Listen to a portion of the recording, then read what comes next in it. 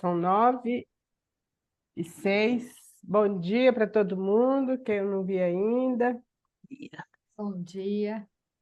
Vamos recomeçar, né, nosso encontro. Saudade de todo mundo, né? Espero que todos estejam bem, debaixo da graça de Jesus. E hoje a gente vai compartilhar primeiro e segundo Crônicas. Vocês vão preparando aí. Eu sei que todo mundo preparou alguma coisa para compartilhar, né? Então, pode ir preparando aí o papelzinho, tá bom? Mas aí vamos lá. Eu queria ler um versículo aqui em segundo Crônicas 16, versículo 9. Fala o seguinte: Porque quanto ao Senhor, seus olhos passam por toda a terra, para mostrar-se forte para com aqueles cujo coração é totalmente dele. Senhor, nós te louvamos, porque realmente os teus olhos estão sobre nós, Senhor. Nós te bendizemos nesta manhã, te adoramos, ó Deus. Queremos mesmo colocar essa palavra diante do Senhor, que essa palavra é do Senhor, que ela possa mesmo, ó Deus, falar aos nossos corações, que o Senhor tenha liberdade, Senhor, teu Santo Espírito está ministrando a nós, Senhor, que haja transformação nas nossas vidas, ó Pai, não só conhecimento, mas para que o Senhor possa ser, ó Deus, conhecido por nós cada dia mais, Senhor. Queremos mesmo te conhecer, amar o Senhor cada dia mais e principalmente obedecer, ó Deus, a Ti. Obrigada pela vida de cada irmã, abençoe esse tempo, que seja mesmo tempo guardado pelo Senhor, ó Pai, em nome de Jesus. Amém. Amém.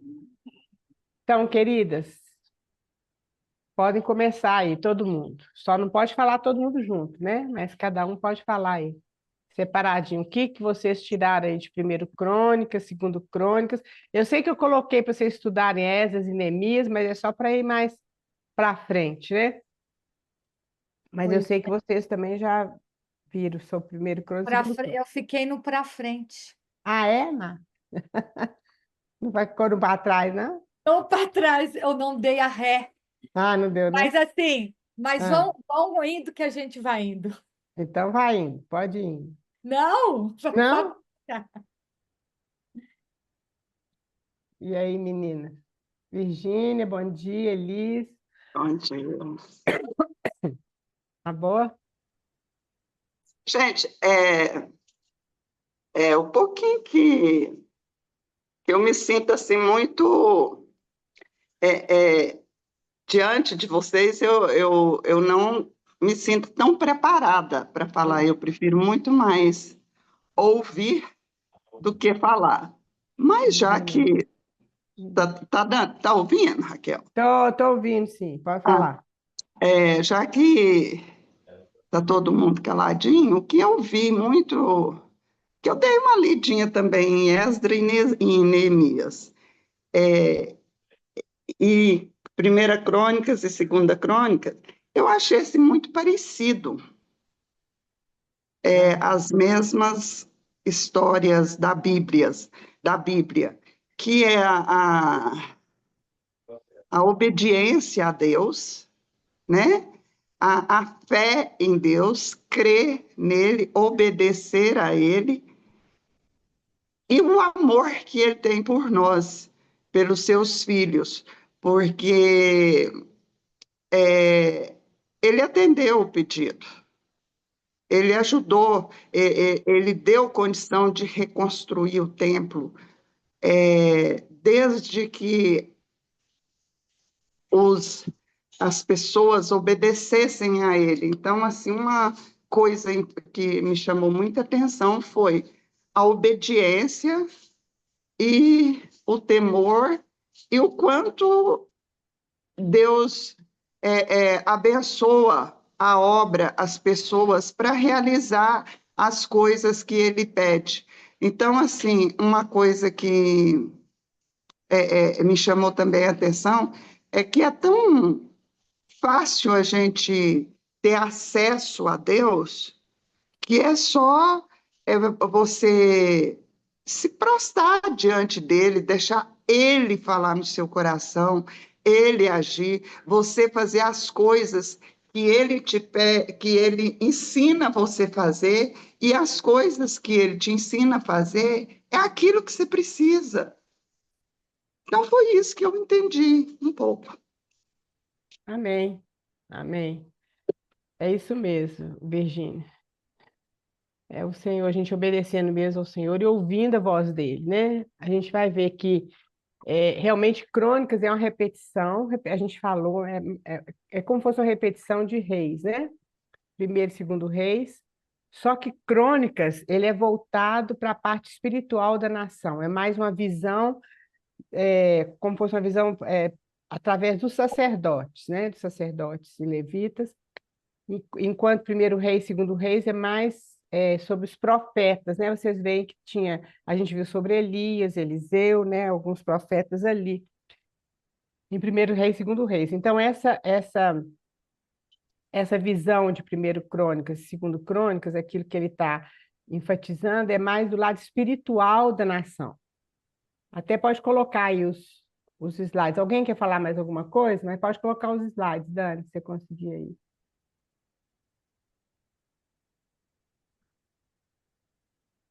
Pode falar, gente, não tem problema não.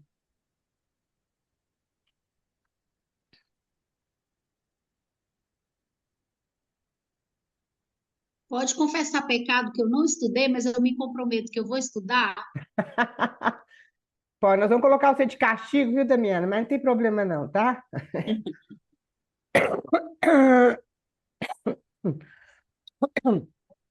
Desculpa que eu vou ficar tossindo algumas vezes.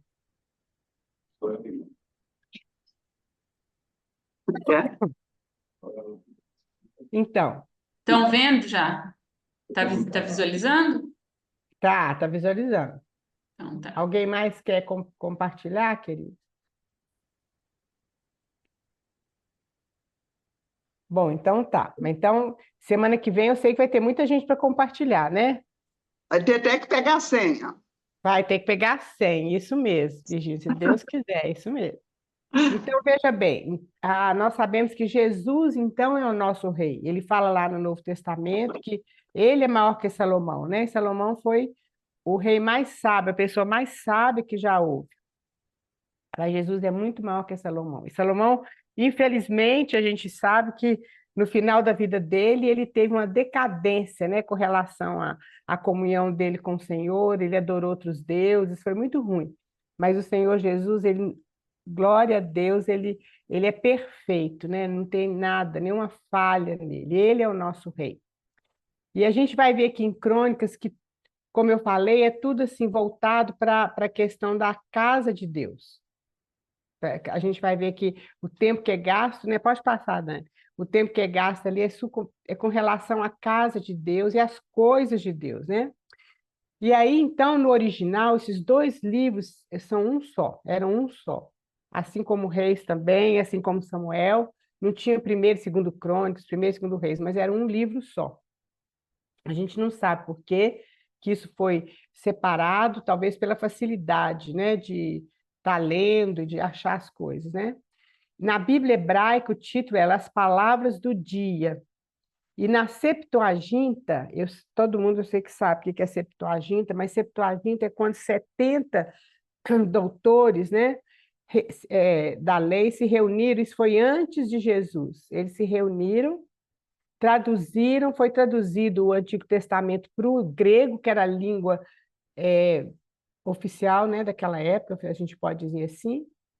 E aí, então, eles fizeram colocaram um outro nome, que era omissão.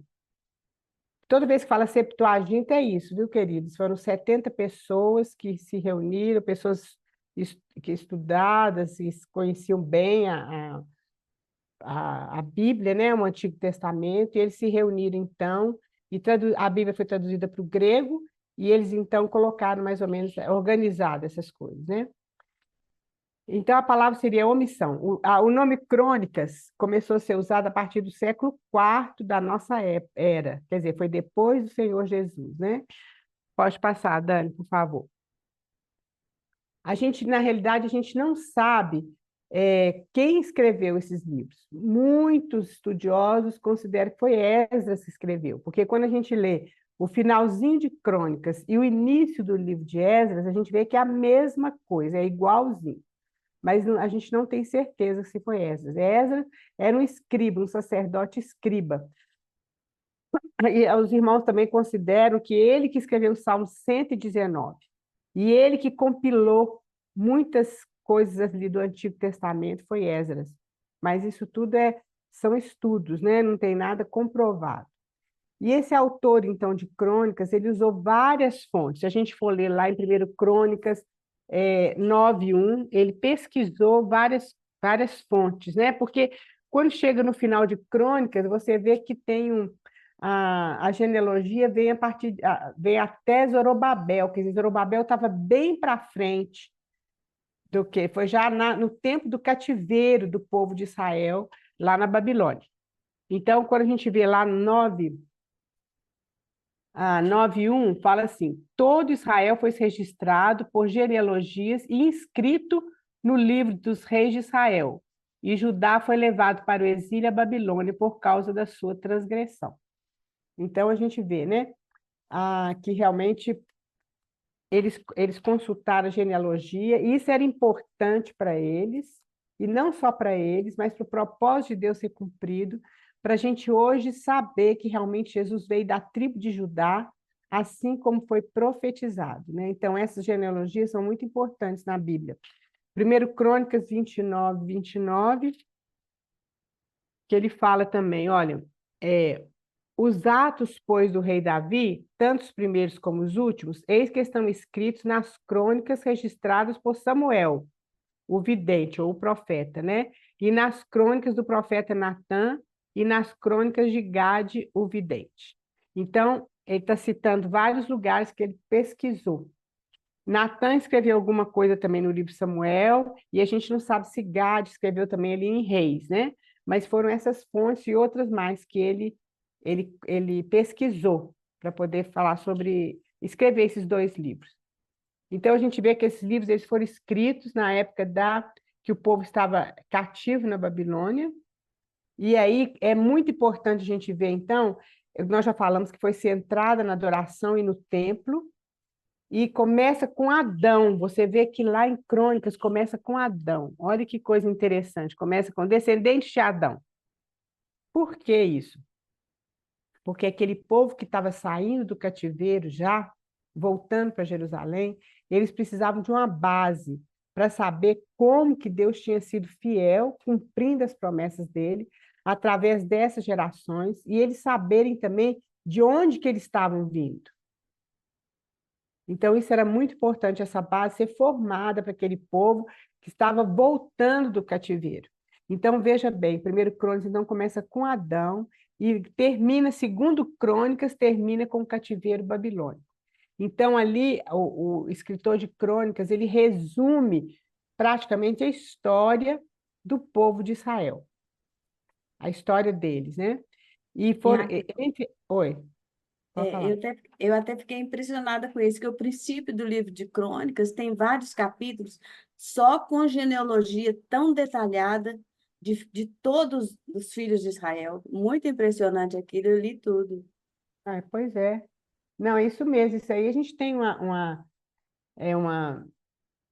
um vislumbre do cuidado que Deus tem com isso. Como que Deus anota a nossa história. A gente vai ver isso também lá em Neemias, em Esdras. Deus anota aquelas pessoas, ele mesmo fala, ele anota aquelas pessoas que ajudaram na reconstrução do templo.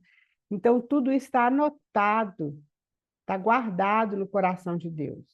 Então, isso é muito importante. Ali, quando fala naquele salmo, que Deus, e lá em Efésios também, que fala que Deus nos escolheu antes da fundação do mundo. O Senhor conhece a nossa história. A nossa história foi escrita por Ele. Então, por isso que esse início é muito importante. Até é difícil, né, Albinha, da gente ler, porque é tanta genealogia, tanto nome assim diferente, mas essas genealogias são muito importantes, porque aí a gente vê que aquilo que realmente é a palavra de Deus sendo cumprida. Então, é isso que a gente falou. Então, Crônicas, então, foi escrito para dar aos que haviam voltado do cativeiro uma história do que acontecera no passado, a fim de fortalecer a fé deles e a fidelidade de Deus. Então, isso é muito importante, viu? Então, a divisão de primeiro crônicas, vocês podem ir interrompendo, viu, gente? Que às vezes a gente vai falando, vocês vão lembrando das coisas, vocês podem ir falando. Quer falar mais alguma coisa, Albinho? A gente vê que a divisão de primeiro crônicas é primeiro crônicas do capítulo 1 até o capítulo 10, é a listagem genealógica até a morte de Saul, que foi o primeiro rei de Israel. Então, ali é contada toda a história, né? Depois, a segunda parte é 1 Crônicas de 11 a 28, então é contada a história de Davi como rei em relação à adoração e ao templo. Eles não falam muito das guerras de Davi, não falam muito da vida particular de Davi, isso é contado lá em Reis, mas é como a gente falou aqui, a visão em Crônicas é uma visão sacerdotal, uma visão mais espiritual do povo de Israel. Então, aqui é falar da história de Davi com relação às coisas de Deus, o templo e as outras coisas, né? Pode passar, Dani, por favor. Então, veja bem, Davi, então, foi aquele homem segundo o coração de Deus. Isso é tão lindo, né? Então, 1 Crônicas 11 e versículo 11 e 12, né? Os dois capítulos, 1 Crônicas 11 e 12, vai falar sobre Davi, né? Vai falar sobre o exército dele, os valentes dele, que ele foi proclamado rei, ele foi ungido rei primeiro em Hebrom, depois ele foi ungido rei por todo Israel. No início, demorou muito, até desde que Davi foi ungido por Samuel, até ele assumir o reinado, demorou muitos anos para ele assumir o reinado de toda a nação. A gente viu que ele assumiu aquele reinado da hora que realmente Deus tinha escolhido. Ele teve a oportunidade de matar Saul algumas vezes, mas ele não fez isso, ele aguardou o tempo de Deus. E então ele reinou por 40 anos ali, né, em Israel. Então, vamos ler lá dois versículos. Vocês abrem aí, um em Atos 13, 22, e outro em Atos 13, 36, que fala sobre Davi.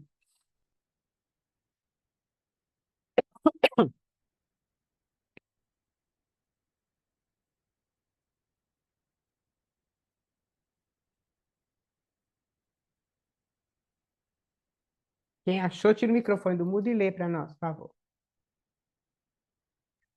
13, 22? Né? Isso. E tendo tirado Saul, levantou-lhes o rei Davi, do qual também, dando testemunho, disse: Achei Davi, filho de Jessé, homem segundo o meu coração, que fará toda a minha vontade. Olha só, coisa linda, né? E Atos 13, 36.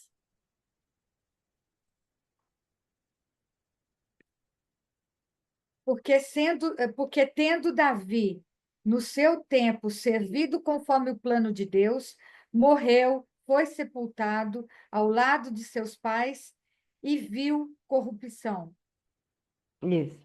Aí, o autor ele está falando sobre a questão que realmente o rei eterno prometido, o reinado eterno é o reinado do Senhor Jesus Cristo, né? Davi foi só uma figura, mas Davi morreu e viu corrupção como está aí, e o nosso Deus não, o nosso rei não, o nosso Jesus não, ele morreu e ressuscitou, ele não viu corrupção, e o reinado está na mão dele, e ele vai reinar eternamente, né? Louvado seja Deus por isso. Então, lá em 1 Crônicas 11, 12, fala que Davi foi lá e conquistou Jerusalém. A primeira coisa que ele fez foi conquistar Jerusalém. E isso é uma coisa muito interessante. Alguém abre lá em Deuteronômio 12, 5. E outra irmã pode abrir em Salmo 122, de 3 a 9, por favor. Então, quando a Davi assumiu o reino, a primeira coisa que ele fez foi conquistar Jerusalém, porque Jerusalém, eles não tinham conquistado Jerusalém quando o povo entrou lá em Canaã e conquistou Canaã. Jerusalém não foi conquistada, os jebuseus moravam ali. E aí, então, a primeira coisa que Davi faz, ele conquistou essa cidade, que Jerusalém significa cidade da paz. E a gente vê que foi onde Deus colocou o seu nome, né? Alguém lê aí, por favor, Deuteronômio 12, 5. Deuteronômio 12:5. Isso, por favor. Mas buscarei o lugar que o Senhor, vosso Deus, escolher de todas as vossas tribos para ali pôr o seu nome e a sua habitação, e para lá ireis. Olha bem, Deus tinha falado realmente que ele escolheu um lugar para ele colocar o nome dele, né, naquela época, né, do Antigo Testamento. Mas ele não falou o lugar. Mas Davi, como Davi tinha uma comunhão com o Senhor, conhecia, ali como a gente viu em Atos, era o homem segundo o coração de Deus, ele conhecia um pouco, né, a gente pode dizer assim, do coração de Deus, ele sabia que era Jerusalém. Alguém lê lá o Salmo 122, de 3 a 9. Sobre o meu dorso lavraram os aradores, nele abriram longos sulcos. Mas o Senhor é justo, cortou as cordas dos ímpios. Sejam envergonhados e repelidos todos os que aborrecem a Sião. Sejam como a erva dos telhados que seca antes de florescer. Ou é Letícia? Ai, Letícia é o... desculpa, eu li errado, li 129, perdão. É É 122, de Peraí. 3 até o 9. Perdão, li errado mesmo. Tem problema não. Jerusalém, que estás construída como cidade compacta, para onde sobem as tribos do Senhor, como convém a Israel, para renderem graças ao nome do Senhor. Lá estão os tronos de justiça, os tronos da casa de Davi. Orai pela paz de Jerusalém. Sejam prósperos os que te amam. Pode ter mais um pouquinho. Reine paz dentro de teus muros e prosperidade nos teus palácios. Por amor dos meus irmãos e amigos, eu peço, haja paz em ti. Por amor da casa do Senhor nosso Deus, buscarei o teu bem. Olha bem, então Jerusalém, então, ele foi o lugar, foi a cidade escolhida para que o Senhor colocasse o seu nome, o seu testemunho. Naquela época do Antigo Testamento, o testemunho de Deus era o templo. O templo, a gente vê na oração de Salomão, quando ele dedica o templo, ele fala para que todos os povos da terra conheçam que só o Senhor é Deus. A gente pode começar a pensar, desculpa, nisso aí, e fazer um relacionamento disso com a igreja do Senhor Jesus hoje. Porque hoje o testemunho de Deus está na igreja do Senhor Jesus. Na igreja, a igreja única, né? A igreja, o corpo de Cristo. Então, da mesma forma que o testemunho de Deus estava em Jerusalém, por isso que aqui é orado pela paz de Jerusalém. Lembra quando Daniel ele tinha a casa dele, tinha janelas abertas em direção a Jerusalém. Quando a gente estudar Daniel, a gente vai ver isso. Por quê? Porque Jerusalém significava o testemunho de Deus aqui na terra.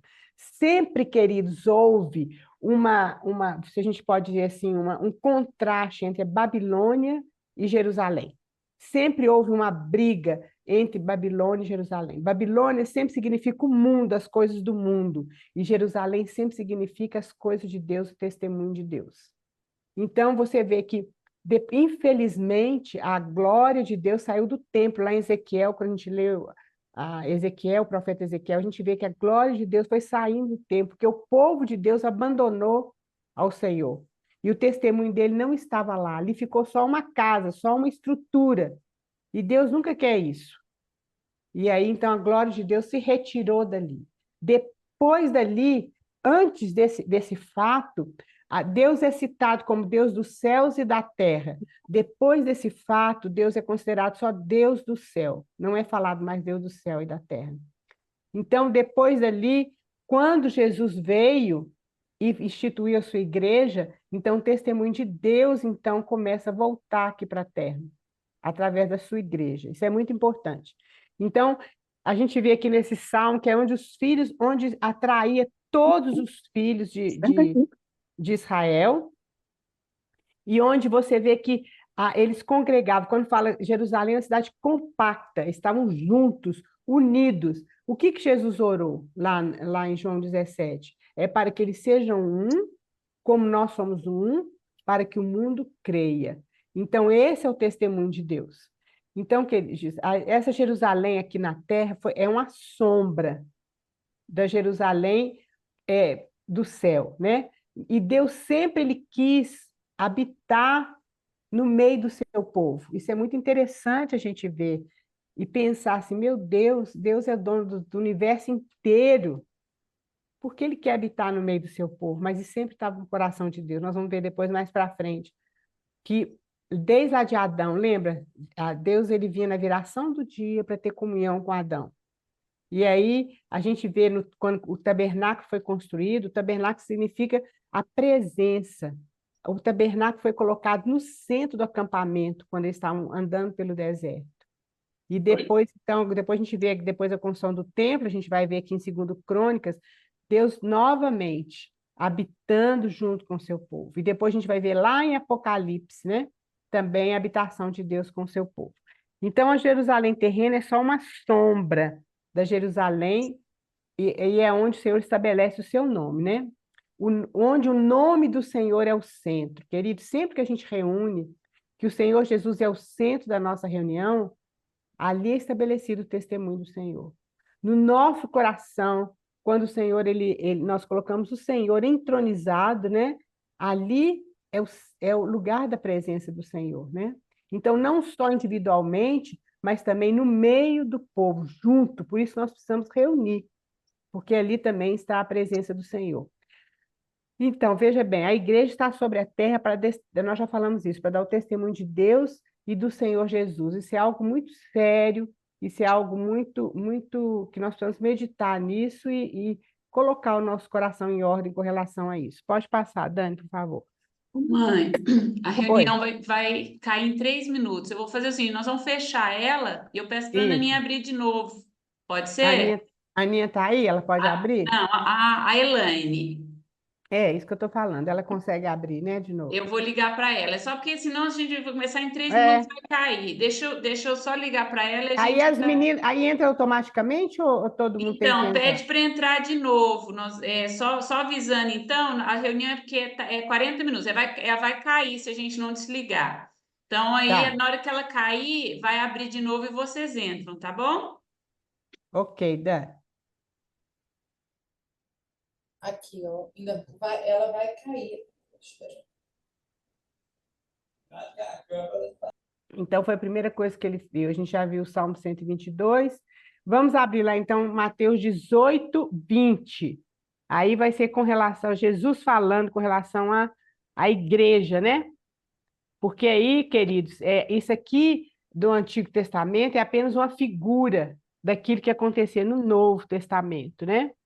Porque agora a casa de Deus é estabelecida em nossos corações. Então, nós temos depois nós vamos ver aquele versículo lá em Coríntios, que fala que nós somos o templo do Espírito Santo. Então, quem achou aí Mateus 18, 20, lê para nós, por favor. Mateus 18, 20. Porque onde estiverem 2 ou 3 reunidos em meu nome, ali estou no meio deles. Veja bem. Então, aqui o Senhor Jesus Cristo já falou que realmente que onde 2 estiverem unidos, né? No nome dele. Então, o nome dele é que é o referencial da presença de Deus, é o nome dele. Então, vamos ver. A igreja, então, está sobre a terra para dar esse testemunho de Deus. Hoje, a igreja é o testemunho de Deus aqui na terra. Como o mundo vai conhecer o Senhor Jesus? Através da igreja, através de nós, individualmente, através de nós reunidos como povo de Deus. Agora pode passar, Dani. A segunda coisa, então, que Davi fez, que está lá em Crônicas, 1 Crônicas 13 a 16, o que será? Alguém está aberto aí? Foi outra coisa muito importante. O que ele fez? 1 Crônicas 13 a 16.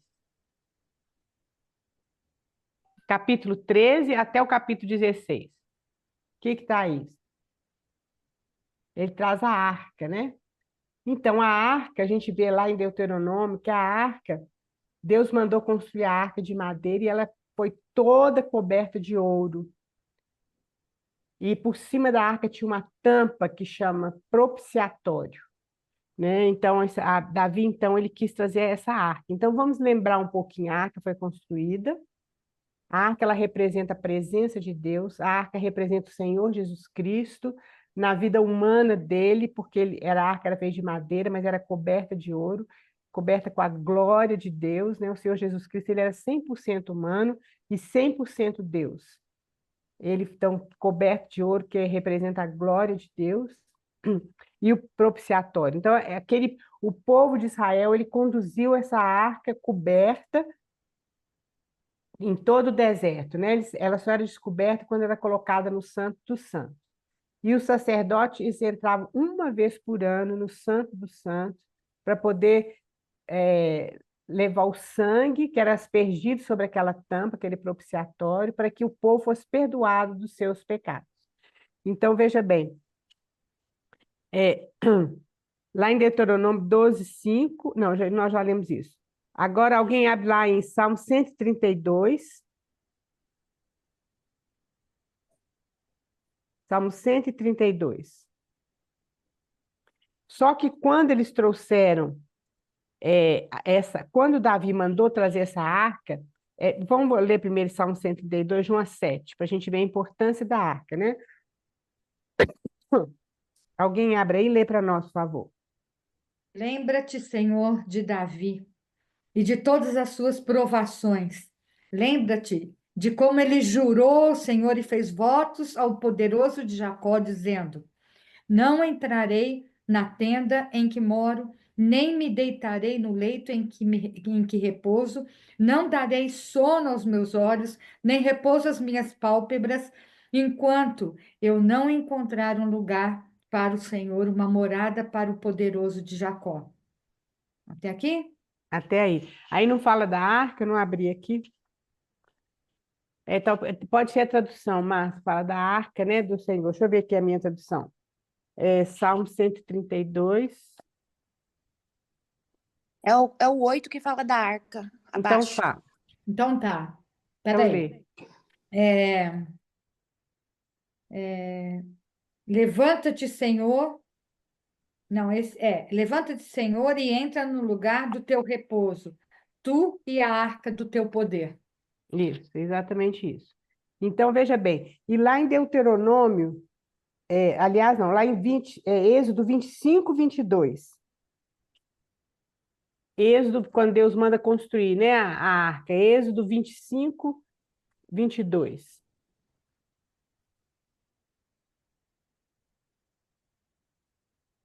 Ele fala da arca lá em Êxodo 25, 10, né? E também farão uma arca de madeira de acácia, de 2 côvados e meio, será o seu comprimento, de 1 côvado e meio de largura, e de 1 côvado e meio de altura. De ouro pura cobrirás, por dentro e por fora cobrirás. E farás nela uma bordadura de ouro ao redor. Aí fala do propiciatório. Essa arca, então, era o testemunho do Senhor com o seu povo, o testemunho de Jesus Cristo, né? Essa arca.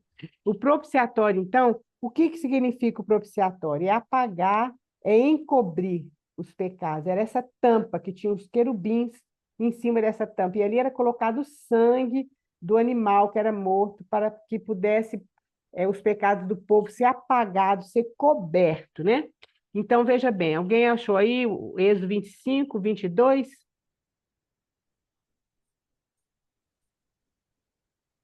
Ali eu me encontrarei com você, e de cima do propiciatório, do meio dos 2 querubins que estão sobre a arca do testemunho, falarei com você a respeito de tudo o que eu lhe ordenar para os filhos de Israel. Veja bem, então essa arca, esse propiciatório representa o Senhor Jesus Cristo. Hoje nós encontramos com Deus através do Senhor Jesus Cristo. Hoje, quando nós oramos, querido, muitas vezes a gente, normalmente, né, a gente ora de uma maneira assim tão simples e está certo, é isso mesmo, mas a gente não pensa que essa ligação só foi feita por causa da morte do Senhor Jesus Cristo na cruz. Então, é algo muito forte, é algo muito, muito sério isso aí. Nós só temos acesso a Deus porque Jesus Cristo abriu esse caminho com o sangue dele. Porque antigamente, se o sacerdote entrasse ali, naquele lugar, e com pecado, ele morria fulminado na hora.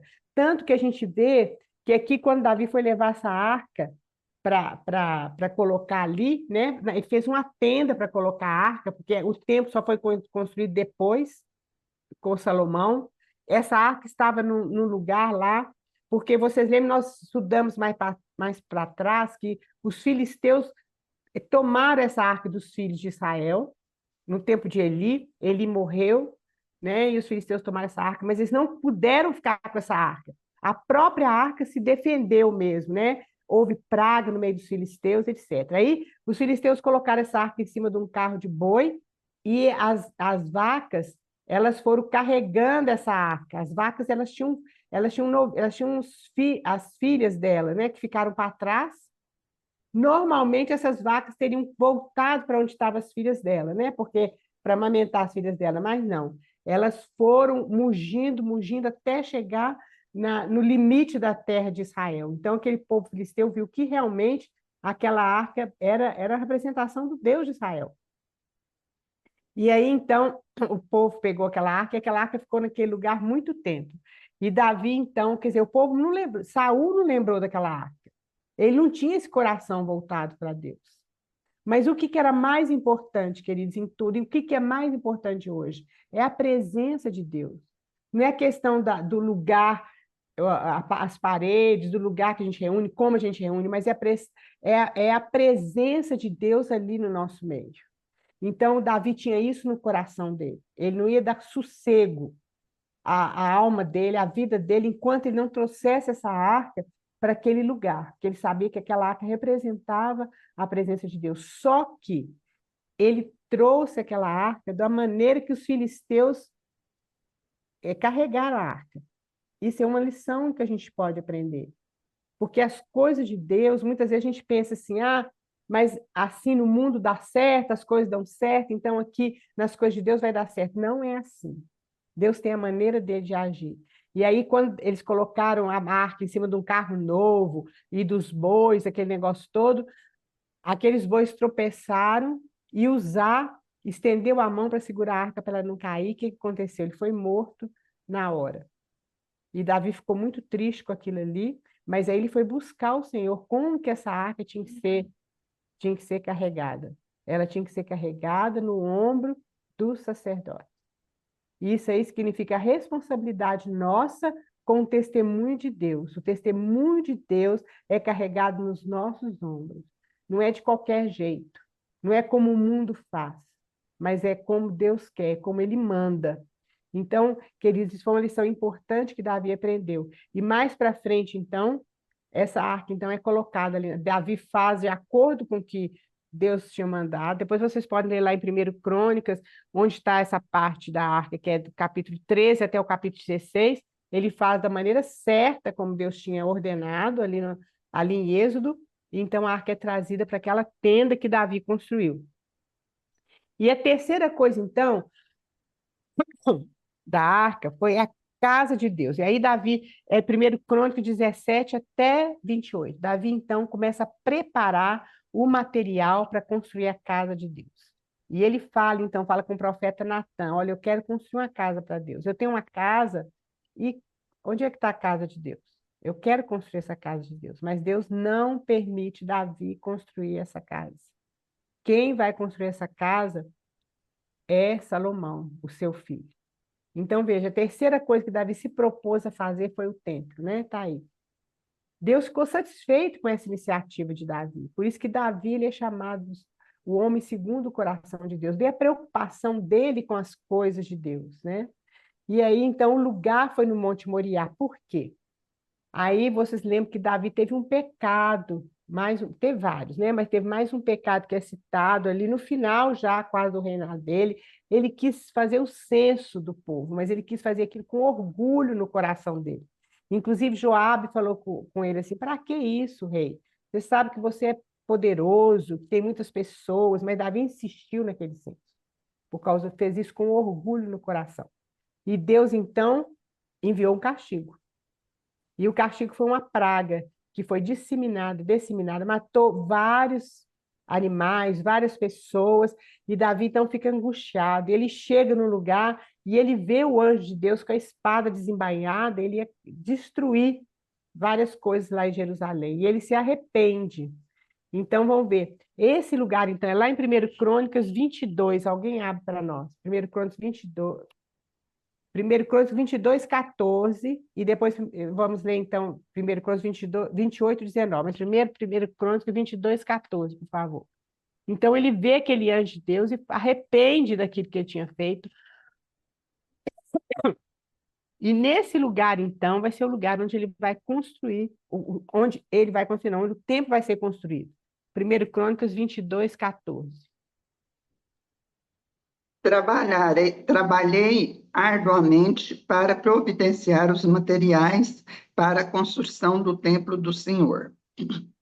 3.500 toneladas de ouro, 35.000 toneladas de prata, e tanto ferro e bronze que não se pode pesar. Também juntei madeira e pedra, embora talvez você precise providenciar mais. Isso. Veja bem, queridos, aqui na minha tradução fala assim, olha, eis que com penoso trabalho preparei para a casa do Senhor, aí fala 100.000 talentos de ouro e tal. Antes um pouquinho do 22, que é no 21, fala que a Davi então erige um altar nessa eira de Ornã, que foi onde ele viu o anjo, né, destruidor. E aí então ele pede perdão para Deus e naquele lugar, olha, lá no 21, 28, vendo Davi naquele mesmo tempo que o Senhor lhe respondera nele de Ornã, o Jebuseu, sacrificou ali, porque o tabernáculo do Senhor que Moisés fizera no deserto e o altar do holocausto estavam naquele tempo no Alto Gibeão, estava em outro lugar. E aí então, nesse lugar aqui, no 22:1 fala assim, disse Davi, aqui se levantará a casa do Senhor, da casa do Senhor Deus e o altar do holocausto para Israel. É no Monte Moriá. E muitos estudiosos falam que é exatamente onde Abraão iria imolar seu filho Isaque. É naquele lugar. O Monte Moriá é um monte comprido, grande. Então, foi nesse lugar que Davi, então, escolheu. Foi um lugar onde teve arrependimento, um lugar que teve confissão de pecados. Então, foi nesse lugar que o templo, então, foi construído, que hoje está a mesquita lá, né? Está uma mesquita nesse lugar. Mas nós sabemos que ali vai ser reconstruído o templo onde o Senhor Jesus Cristo vai reinar, onde que ele vai entrar quando ele voltar da segunda vez, né? E Davi, então, preparou todo esse material. Agora, 1 Crônicas 28, 19.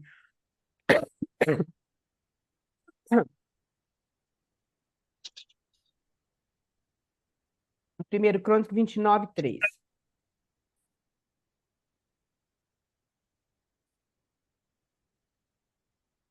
28, 19. Isso. Davi disse: tudo isso me foi dado por escrito, por mandado do Senhor, a saber, todas as obras dessa planta. Veja bem, foi dado por escrito. O tabernáculo e o templo, eles foram construídos de acordo com o projeto de Deus. Não foi projeto da cabeça de Moisés, nem projeto da cabeça de Davi. Hoje, queridos, o templo de Deus construído na nossa vida, ele é construído através das ordens de Deus na palavra dele. Nada fora disso. É a palavra dele. Aqui tem todas as instruções, todas. Então, por isso, nós precisamos estudar essa palavra, meditar nessa palavra, obedecer essa palavra e viver essa palavra. Não são coisas da nossa cabeça, não podem ser coisas da nossa cabeça, mas é tudo aquilo que o Senhor já colocou na palavra dele, né? Louvado seja o Senhor, porque nós temos essa palavra. Aqui no Brasil, nós temos liberdade. Eu tenho certeza, se eu perguntar para as irmãs, todas nós temos mais que uma Bíblia na nossa casa, porque tem irmãos que não têm nada, porque eles não podem ter, são proibidos de ler a Bíblia, né? São irmãos perseguidos, mas nós temos esse privilégio e a gente precisa usar isso, porque Deus vai cobrar isso de nós. Nós temos esse privilégio. E aí alguém abre lá para nós, 1 Crônicas 29, 3. Aqui Davi já falou que... foi o que acho que nós já lemos, né? Não. 29, 3.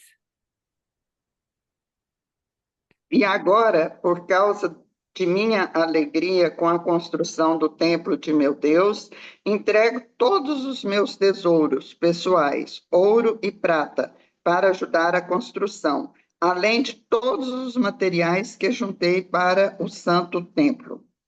Amém. Veja bem, a tradução aí da Virgínia fala alegria. A minha tradução fala aqui, E ainda porque amo a casa do meu Deus, o ouro e a prata, etc. Então, queridos, é um lugar de amor, nós precisamos amar a casa de Deus. Eu estou falando essa casa de Deus, é a casa de Deus, nós reunidos, não é o prédio em si, não é denominação, não é nada disso, mas é a igreja do Senhor Jesus Cristo. Quando a gente se reúne, a gente ama aquela comunhão e a gente ama também aquilo que o Senhor está construindo na nossa vida.